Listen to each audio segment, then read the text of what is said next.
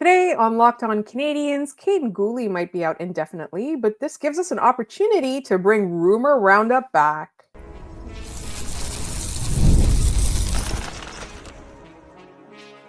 You're Locked On Canadiens, your daily podcast on the Montreal Canadiens, part of the Locked On Podcast Network, your team every day. Hi there, everyone, and welcome to another episode of Locked On Canadiens. Today's episode is brought to you by Gametime. Download the Gametime app, create an account, and use code LOCKEDONNHL for $20 off your first purchase. My name is Laura Sab, also known as The Active Stick, and I'm joined, as always, by the wonderful Ian Boisvert, also known as Maybe It's Ian. We've got a lot to talk about today. Kaiden Guhle's out indefinitely. We've got Rumour Roundup. We've got Ivan Demidov talk, which, we haven't done in a little while. Ian, are you ready with your Rumour Roundup hat? Yes, it is on standby. We do have some we have to get through the news first. This is a news program. This is a daily program. You guys come here for news. We'll get through that first, but the bits will keep on coming. We have the hat. The hat is ready. It's not quite big hat just yet, but it is a hat. Yeah, we're not at that stage yet. All right. Correct. Real quick, the day that we're recording this is Wednesday. Wednesday it was announced that Kaiden Guhle is out, quote unquote, indefinitely with a lacerated quad, which to me just sounds horrifyingly painful. Yeah, like the worst concept. I mean, and you can because they announced it and you can immediately remember, you see the play back in your head and you go, I can see how that happened. Yeah. Right. He toe picked, his ankle kind of went the wrong way. He goes into the boards, his legs kind of crumple up on each other. He's got knives on his shoes. It makes sense that happened that way. He obviously was taken to the hospital. I forget what reporter mentioned it, but they said that usually after the game, there's an ambulance sitting at the in the Bell Center. That was gone. He had taken it to the hospital, had surgery. Surgery was successful. Here's the one thing I want to caution people against. Stop Googling how long the recovery is going to take, because you are getting AI Google nonsense that is not giving you, it's not a doctor. Stop that. Stop it right now. I'm not dealing with this. That a while ago, the Google AI was telling people that you should put glue in pizza sauce to make it better, which is a real thing that happened. So everybody stop doing that. They said indefinitely. We'll get updates as he's going. Just know that he's not doing well right now. Yeah. And even if you are a doctor, unless you've examined his particular quad, you also don't know how long it's going to take. Invalid. Slightly more valid for us, but still invalid. Yes. So here's what we're going to do. Like we said yesterday, we are not going to freak out. What we're going to do is we're going to try and talk about what the Canadiens can do. In our second segment, we are going to talk about whether there are any options out on the market for them to investigate. And then later on, we're gonna, bring some brightness back. It's a tough couple of days losing Guhle, so we are going to talk about Ivan Demidov because that brings us joy, and we are determined that we will have joy in this fan base.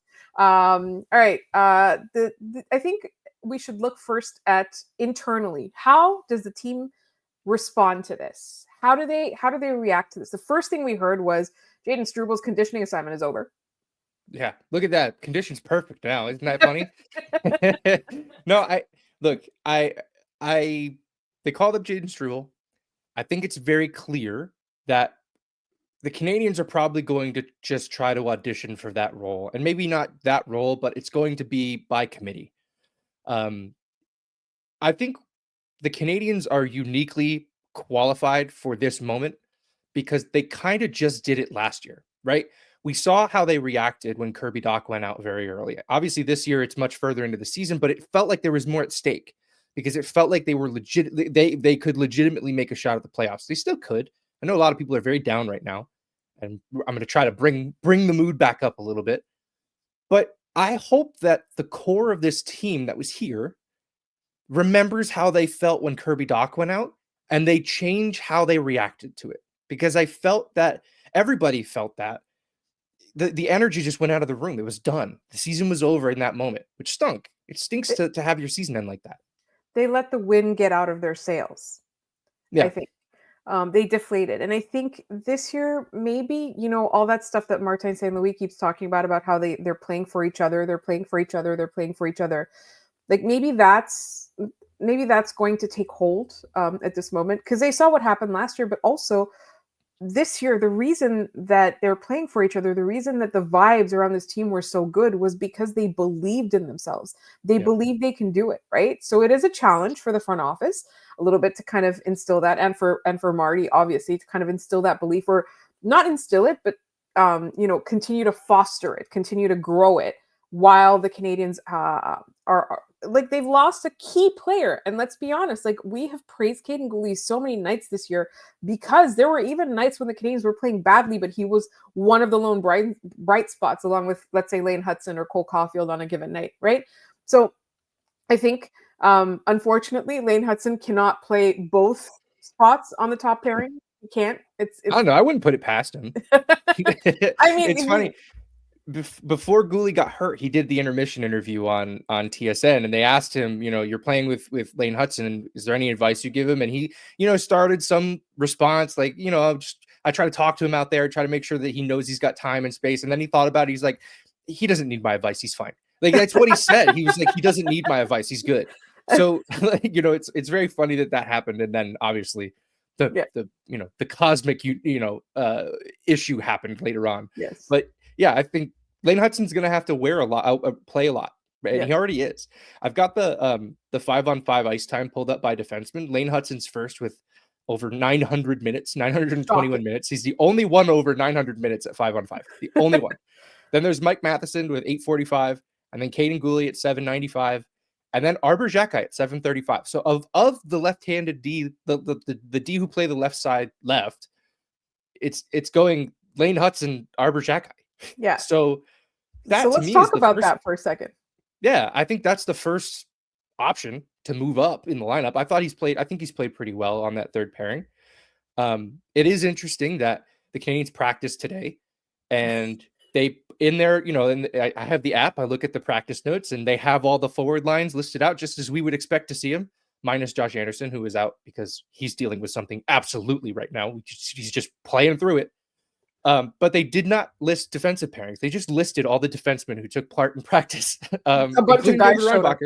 Yeah. Which guys showed up? It's sort of like a flight log. Like, it's okay, you're here, cool. Like, that's kind of what happened. So I don't think the Canadiens know just yet who's playing on that, like what the pairs look like for Thursday's game against Minnesota. So sound off in the comments. Your guess is as good as ours. Like, I have no idea what this is going to look like. Yeah. We usually do Habs first goal. Let's do Habs first goal and like top defensive pairing. Yeah, Habs first pair. Habs first pair. I think they go back to Matheson Hutson. I think they just kind of feel like they're in that box again. The most logical thing, but it would be a crime not to move up Arbor Xhekaj. At least try him.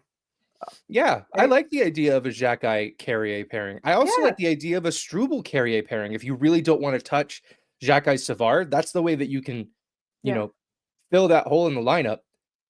I think the one last thing I wanted to say about all of this is I know people are really down, and I know the Canadiens are down because Kaiden Guhle is one of the most liked guys in that room. Like, they really love having him around, obviously. And I don't see why you wouldn't. Yeah, he's still going to be around, just like Kirby Dach was, right? He was always crutching around. He was always somewhere.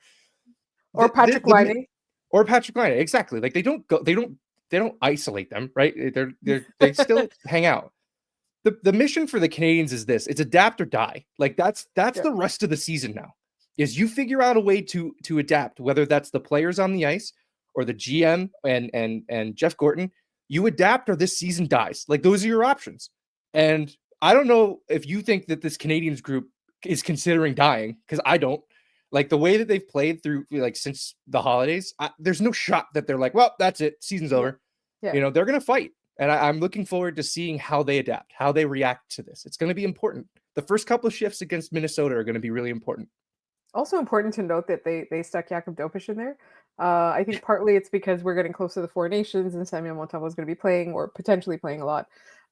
So I think that's part of it. But I feel like they're like, let's throw some good vibes back in. Here's our latest good vibes guy, right? Like, yeah, exactly. Here's our latest thing to rally around.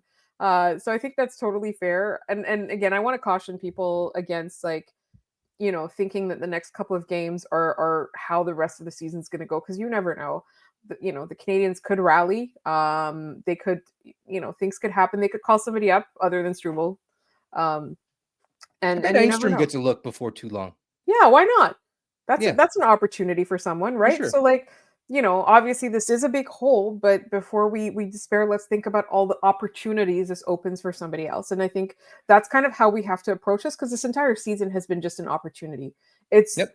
nobody was expecting contention at this point, so everything is gravy, and we should continue to look at it that way. So that's kind of what I wanted to say. But on the off chance that Kent Hughes really wants to look to the market to kind of fix whatever's going on, or to at least help the Canadian situation, we've got an intriguing possibility, and we're going to talk about Rumor Roundup in just one moment.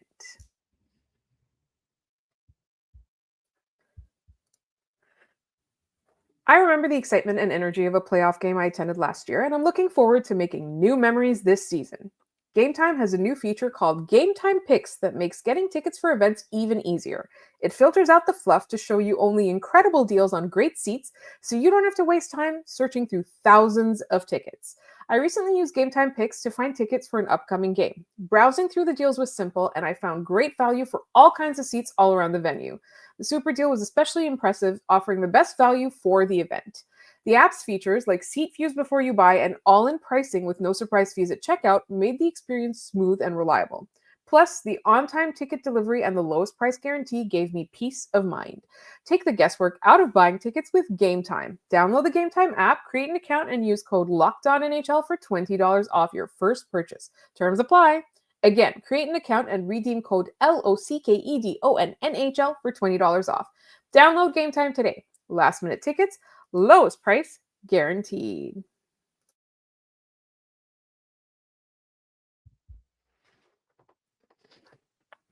All right, Ian, it's time to bring the hat back. It is Rumor time. Roundup is back. Listeners were asking, when's the next one? There haven't really been any juicy rumors, I think, Ian. Nah, it's all garbage for the most part. It's kind of sad. Like, we're set up for like a really entertaining trade deadline, and like I think people will come back from Four Nations and things are really going to start to pick up. They might pick up before Four Nations, get your work done, and then Yeah. head off to that tournament. But it's kind of funny how much crap there is out there for trade rumors. And I know we like to poke fun of it sometimes, but I can only eat so much slop before I get tired of it. Yeah. And also, I think that because of how many teams are in the mix, the sellers and buyers have not fully been established yet. I think a lot of the people that will end up selling still think they're buying. Yeah. I look at Vancouver. I don't know what Vancouver's doing. What are they up to? Like, none of that makes any sense. So there's a backlog to be cleared out here, I think, as we move closer to the trade deadline. Yeah. And I think, there are teams that we're expecting to be selling that are now kind of holding on, right? And so that's kind of changed the market for all the other teams that were buyers. All right. So today we're going to talk about something that isn't actually a rumor about the Canadiens that we are going to make about the Canadiens. Yeah, we're going to have Toronto Maple Leafs disease and make it about us. So Kevin Weeks on Twitter earlier said that with Drew Doughty coming back, keep an eye out on Brent Clark. The Kings might potentially be wanting to move him. So that's what Kevin Weeks said. He did not talk about the Habs in any shape or form, any way, shape, or form. But this came across our consciousness at the same time that we were finding out that Kaiden Guhle was out indefinitely. All I'm saying is left, right. That's all I'm saying. Yeah. I'm not really pushing this. But Yeah. we're going to start pushing it now. Yeah, I'm going to start pushing this every day. Because one of the guys making decisions on the other end of the phone, I don't know if you know him, he used to be the GM in this city, and he wasn't very good at it. So, like, that's the guy I would be calling every day. I know you got to go through the general manager, whatever. I'm calling Mark every time I get the opportunity to, because I think he'll do something stupid. Brent Clark is a really interesting player. Right-hand shot defenseman, 21 years old. Still on, I believe it's his entry level contract, but his cap hit is $863,000. He's just over 6 foot. He's leading the Kings in defensemen in points. He's got 24 in 47 games, 3 goals, 21 assists. It just seems like even before the Kaiden Guhle injury, weren't we talking about this? Yes. like we had Habscast on earlier this week, and we all kind of came to the agreement that like one of the things missing is another young right-hand shot defenseman, and it seems like one is falling into their lap. Like this is an opportunity where the Canadiens can use some of their, if the Kings are interested in this, some of their draft capital, some of their prospects to make this happen. But I wonder if, because they're gearing up for a playoff run, if the main ask here is going to be a roster player, you know, like someone that can step into their lineup and play immediately. And at that point, I start to wonder what they're after. Like, what would you feel comfortable parting with for a player of Brent Clark's caliber? Christian Dvorak. Okay, you have now added negative trade value to this trade. So try again. Like, nope, back to the drawing board. Cool. You have now doubled the actual price of this player. Start over. I'll be really honest. I'm not super familiar with what LA is looking for. Like they've got some depth, and when they're saying roster player, maybe like there's a player that isn't a roster player here that they can work magic with and make good. Yeah. Does that make sense?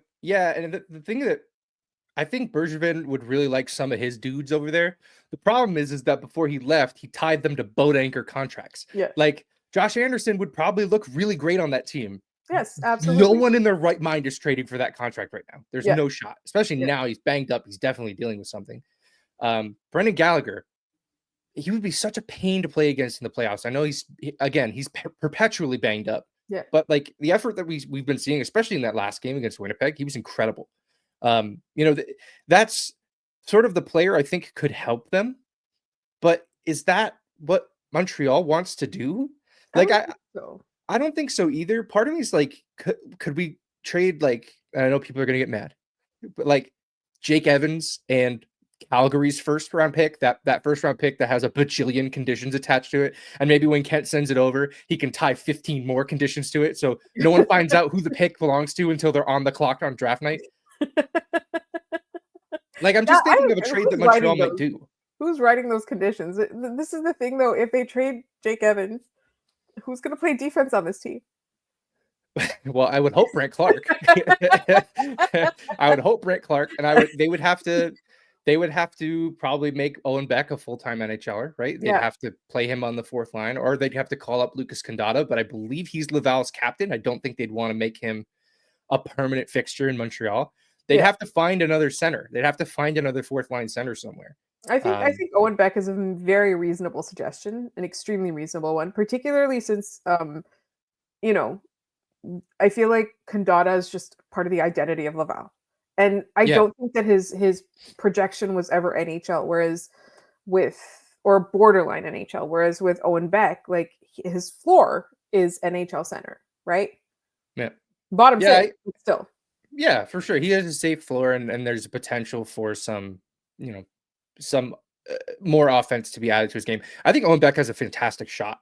Yeah. I've seen him in person a couple times this year now, and both times he's fired shots that I think he scored in the last game I was at, and then before that he hit the post a couple times, and it seemed like the net jumped. Like that was the kind of shot that he had. Maybe he can also teach Kirby Dach faceoffs. Yeah, that's tough. I wonder if let's play the game, right? That they make that move, Jake Evans a first and some other thing for Brent Clark. Does Alex Newhook become the third line center on this team? Do they move him back? He's been taking faceoffs on that line. Like when the faceoffs are in a spot that Kirby Dach doesn't like, Newhook takes it. Yeah. I wonder if that's because it sort of feels like they're headed in that direction. I know Arpon Basu on the Basu and Godin notebook always says that he sees Alex Newhook as next season's third line center, because the guy we're going to talk about in the third segment is going to be here, and it's going to force him out of the top six. So why not get a head start on that now? If Brent Clark is at the other end of this, right? Yeah. I'm not advocating for sending Jake Evans out of town just for just for the laughs. It's a legitimate trade opportunity for Montreal here, and one that we have talked about. They need another right-hand shot defenseman who can play in the NHL right now. Yeah. And I do think that, like we do kind of have to take this all with a grain of salt, right? Because it's not like Kevin Weeks is talking about him being shopped. or available. He's saying they might look to move him to bring Drew Doughty, to make room for Drew Doughty, which to me just, I don't know, right? That All signals right, that they want to win now, right? Like yeah, that signals your they're futures don't willing to mean a ton. sacrifice. Yeah, Yeah. The yeah, first that they would get, they would probably just flip to add something else, like a yeah, JT Miller, maybe, like that's the sort of thing that they would then go and do. yes. And But then Vancouver will know what it's doing because LA did it for them. yeah, that's a sad story there. Yeehaws. We have to give out some yeehaws quick. All right. Well, we made up the rumor, so I want to give us 100 yeehaws out of 5. You're darn right. That's 100 yeehaws out of 5, I think, is completely fair and unbiased, and we did the right thing. Yes, and listeners, you can tell us if you agree with us or not. We're gonna leave the yeehaw meter in your hands today, and we are gonna go and talk about Ivan Demidov, because who doesn't love a little bit of sunshine?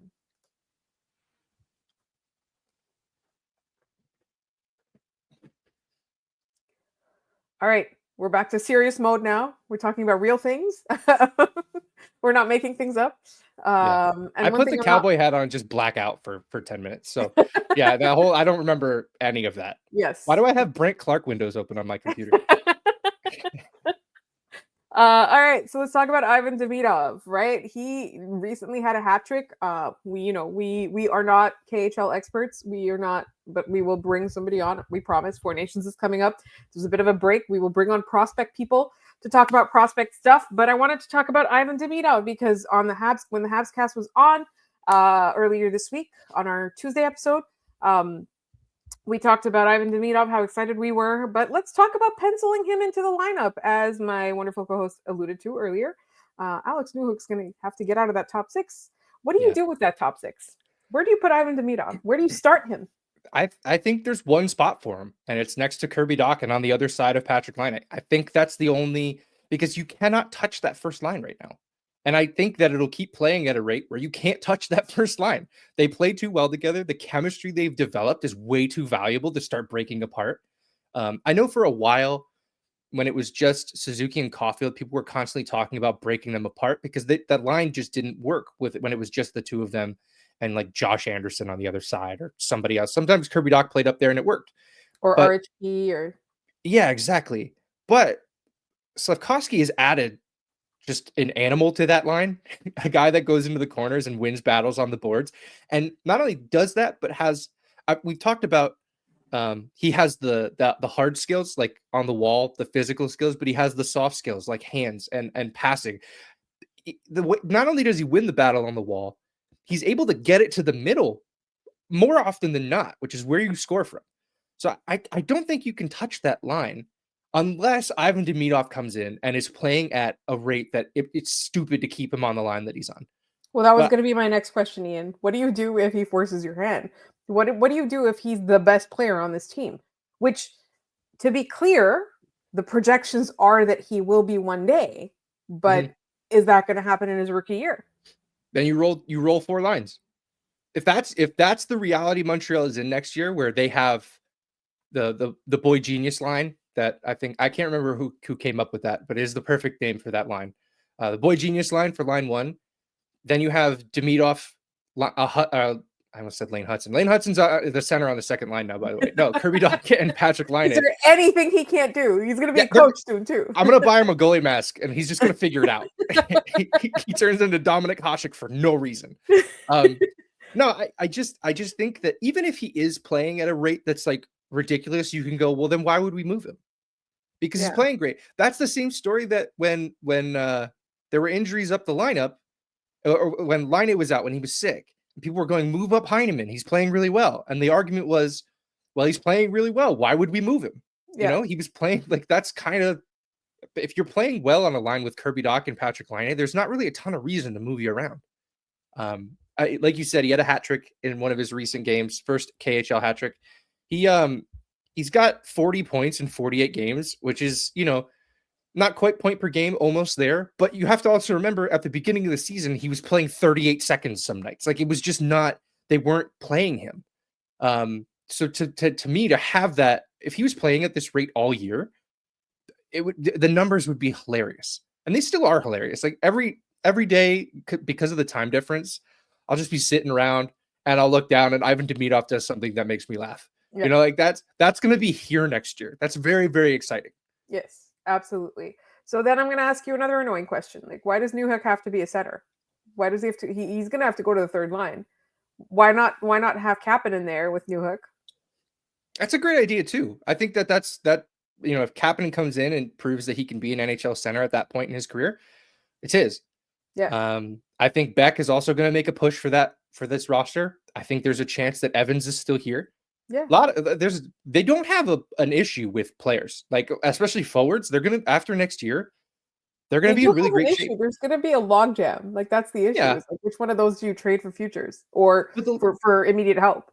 the logjam for me is more of an issue when you're trying to develop young players and they don't have a place to play. That really won't be the option. That won't be the problem, because yes, we're trying to develop players still, but it's go time. We've talked about this, like that it's playoffs next year. We have to have that in mind as a goal. Yeah.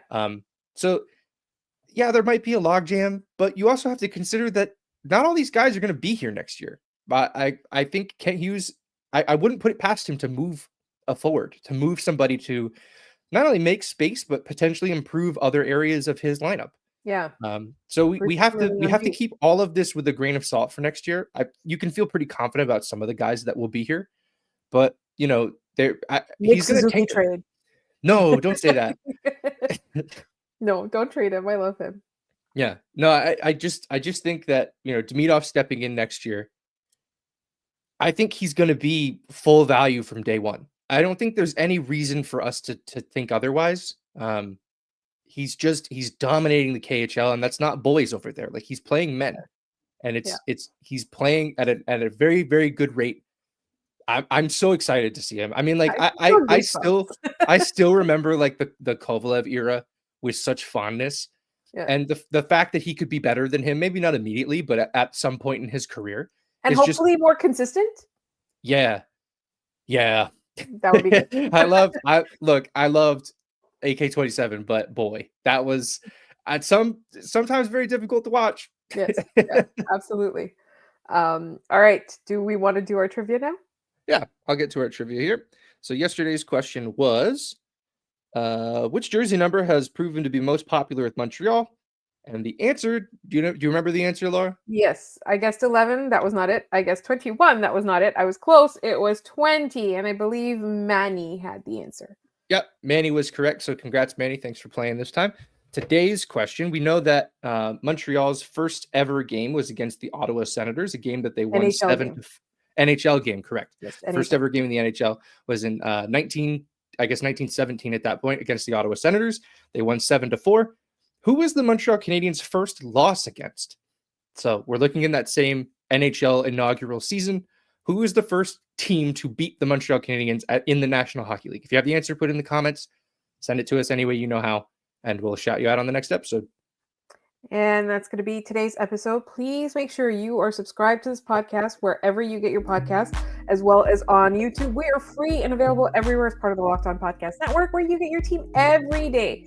You can reach us all over social media at Locked On Canadiens. We're on TikTok, we're on Instagram, we're on Blue Sky, our Gmail. All of it is Locked On Canadiens. You can leave mailbag questions in the YouTube comments as well if you like. Friday is our mailbag episode. We've got a bunch of really great questions, but please keep those coming. You'll find my co-host all over social media at maybe it's Ian.